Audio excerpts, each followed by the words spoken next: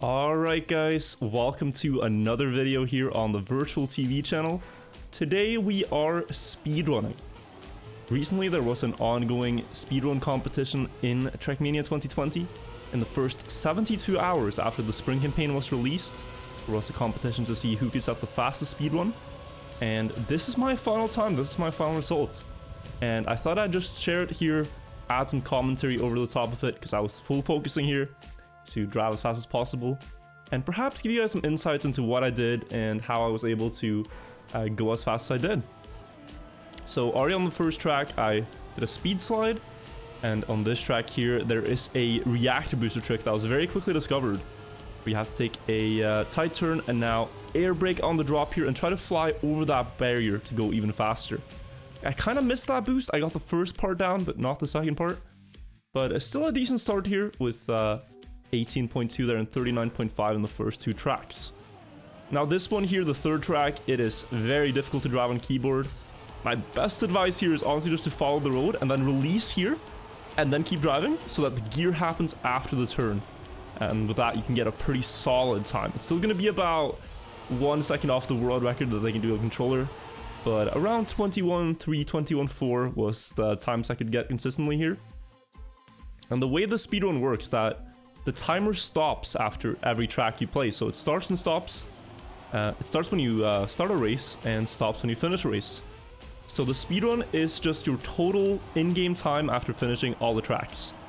So the only differences between you and other players are how fast you drive on the tracks themselves.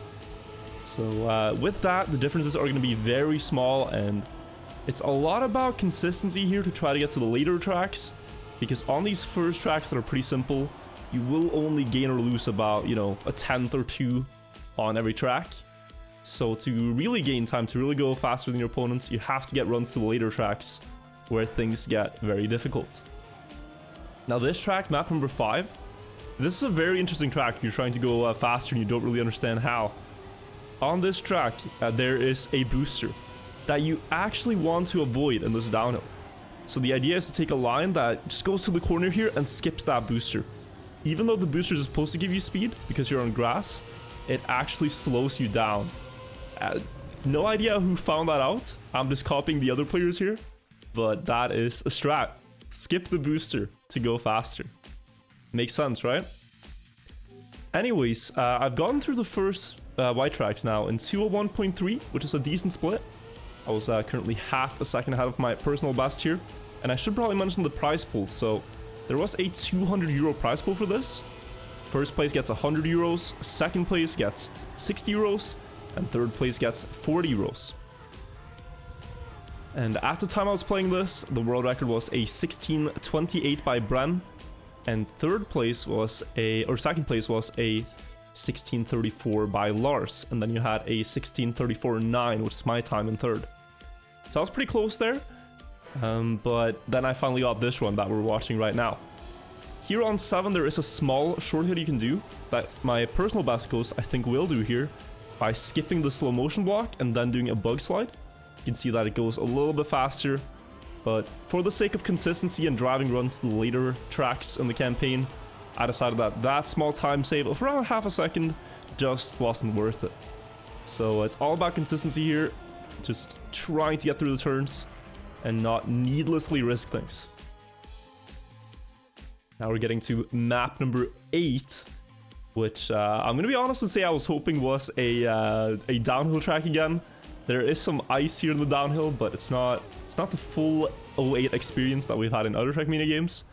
Still pretty difficult track. A lot of people ask me how to do that first ice downhill good, and the secret is to gently tap as you're entering the road. Very gently tap the steering.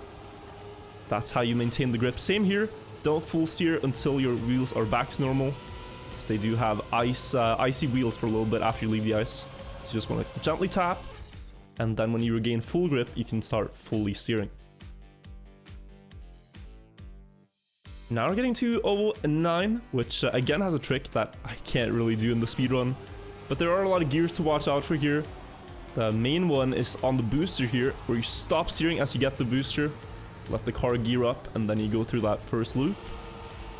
Now here there's a multitude of lines you can take. I just went for something about middle, pretty safe. Went down the wall right there, let the car gear up once again.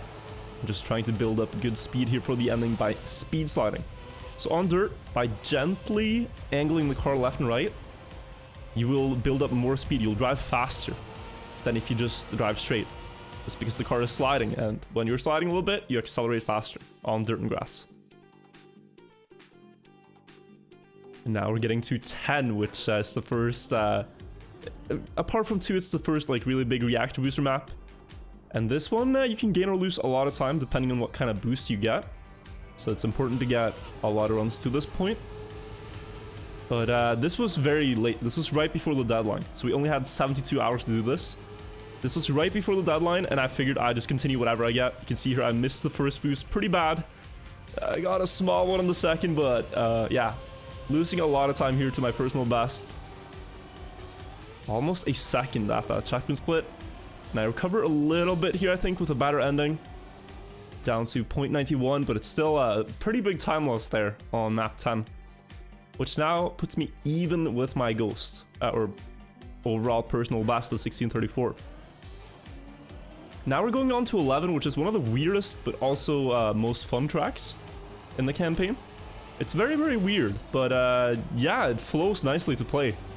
Main things here are going low in this turn, and then also low on this jump. And now trying to do a small right-left here, that little flick to set your car up through that turn.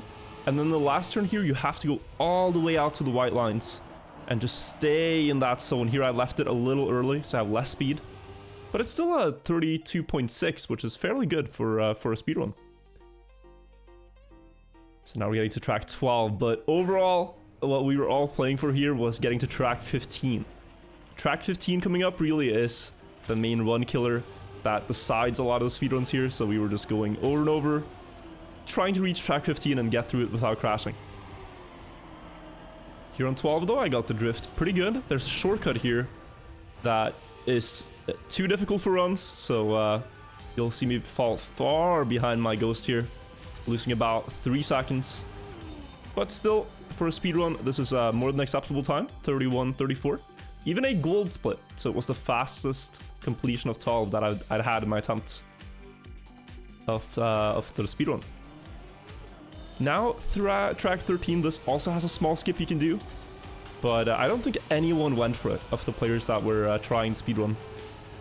So the safer approach is to go a little bit wider, then drive a smooth line up the wall here. And then now just do a small release before the jump. Small release tap and try to land as early as possible this downhill.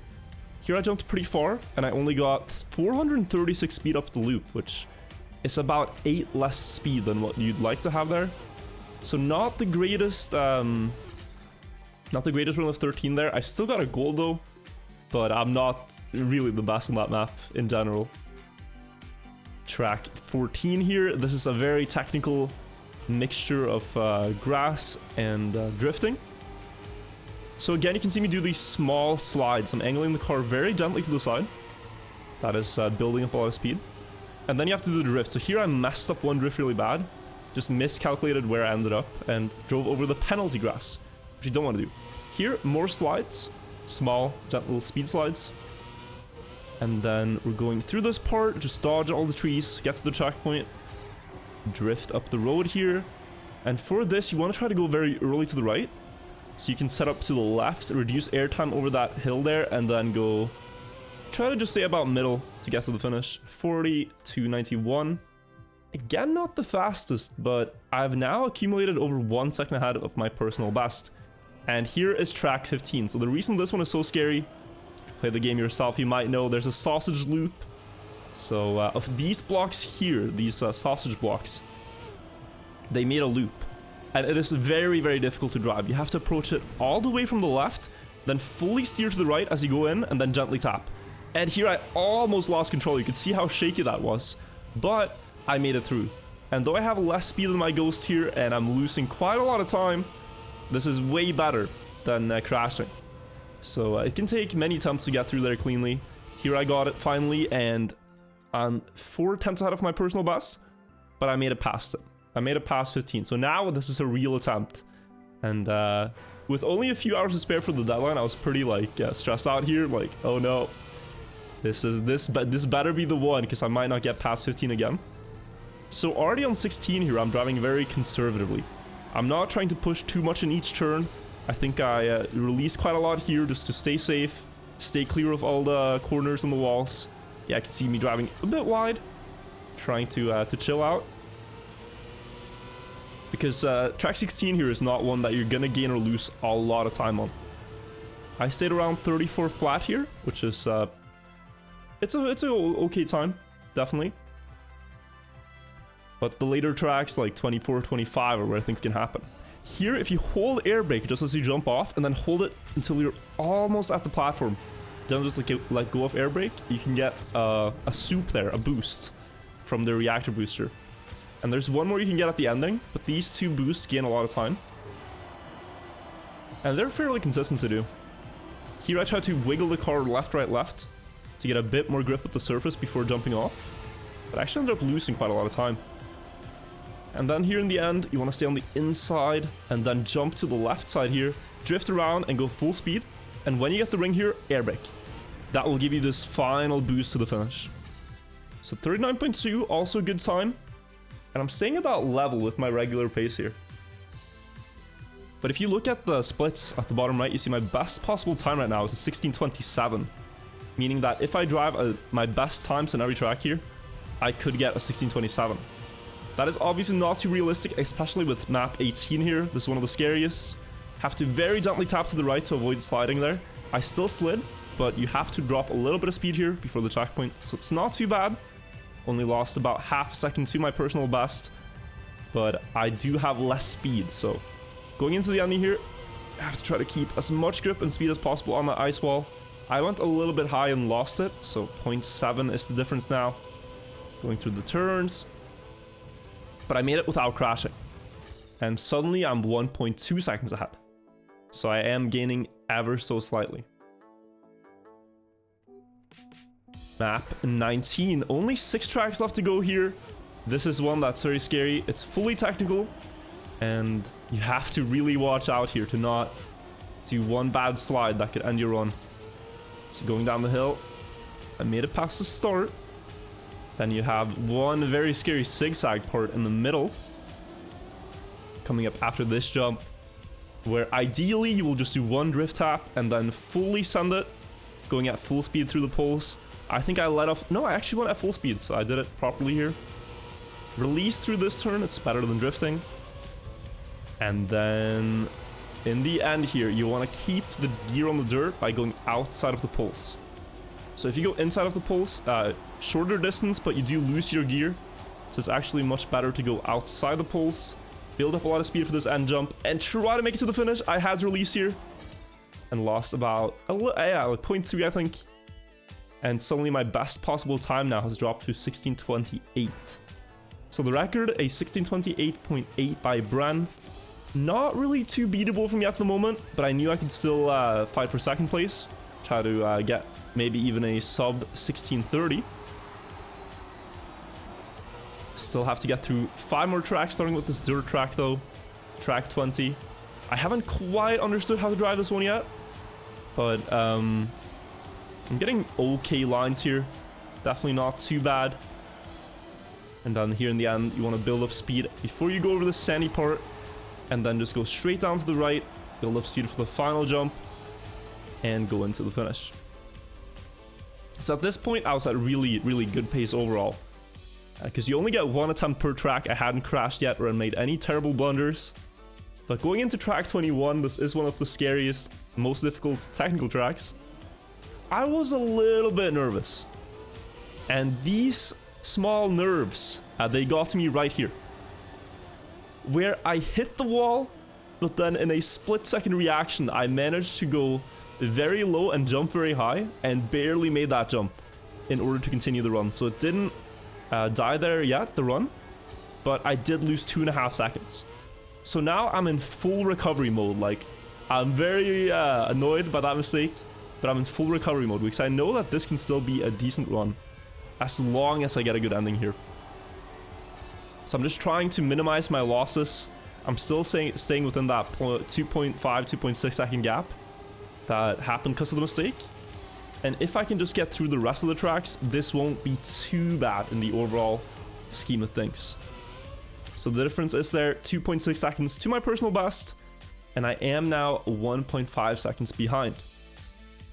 But there is a lot of time to be gained here on 22, this ice track, and the next ones. So on this one, you want to just fully steer left and get this turnaround slide. This happens because of ice and dirt working together. Then just gently try to angle the car again. These small slides on dirt are very fast and they build up a lot of speed here. Now we're going into the bobsleigh. Just try to drive the series line to the checkpoint. And then here again, gently angling the car for these speed slides. So here I was able to get, I think, a little more speed than my personal best. So I'm gaining a little bit back. So 0.2 of a second, and now it's 0.1. So this is a good 22, but I need to get the final ice turn. So here just fully steer right, fully left, and then tap brake to adjust your line. And this was actually a really good line. A safe line, rather. I got both boosters. I went straight into the finish, and I'm now minus 0.8 of a second again.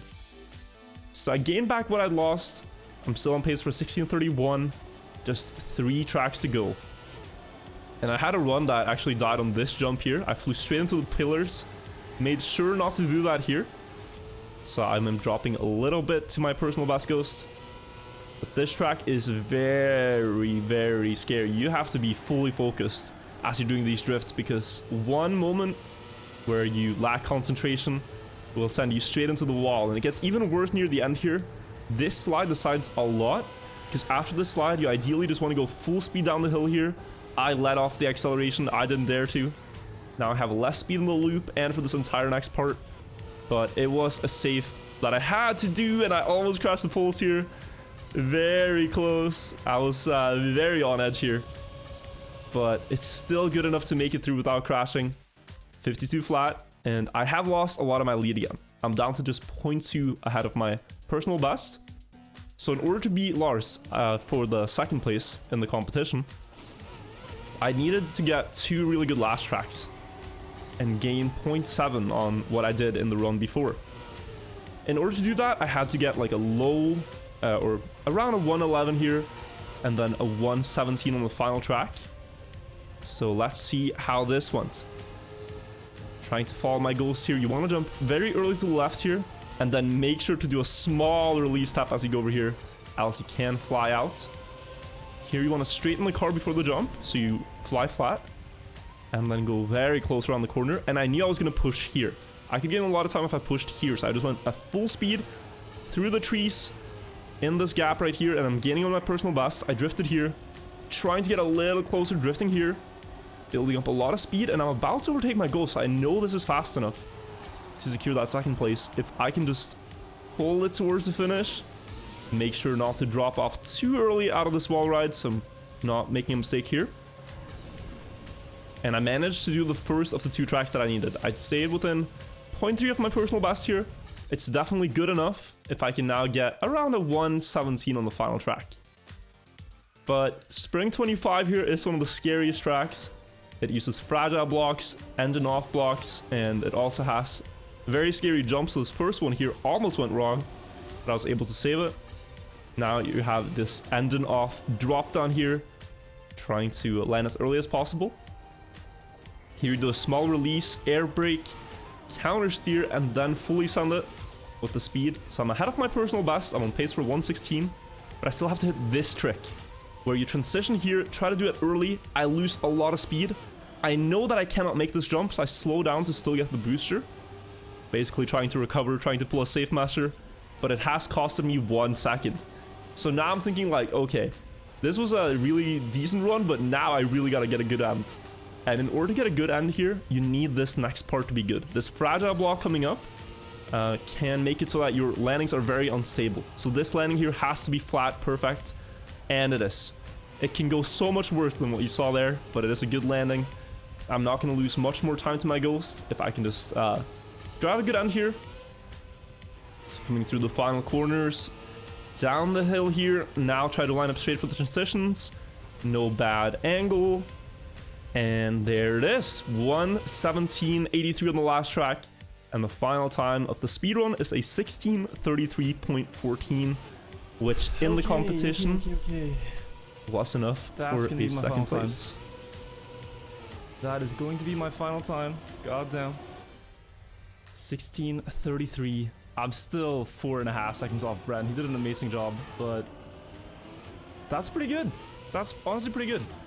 I had like a couple of big mistakes. I know I crashed the walls on 21, costing like 2 seconds. I had this big mistake costing 1 second. And I don't think my start was the fastest, so that's probably the 4th second that I'm missing. But yeah, it's still 37 minutes left, so let's see what Spam can do. But I'm considering myself done here. 37 seconds before the deadline. 37 minutes rather, and here you can see the leaderboard from the competition. So Bren winning it with a 16:28, winning the 100 euros. I got second place here, winning 60 euros, and Lars got third with a 16:34.32, winning 40 euros. But overall, a lot of players can participate. It was a fun competition, and I'm curious to see now where the speedrun is going to go in the next months, if anyone will beat this time, because it is a very strong time by Bren here, the 16:28. But anyways, I hope you learned something from this video. Thank you so much for watching, and let me know if you want to see more of these tutorials or track analyzing in the spring campaign, and I'll try my best to explain it in a future one. But that's it for now, guys. Until next time, have a good one.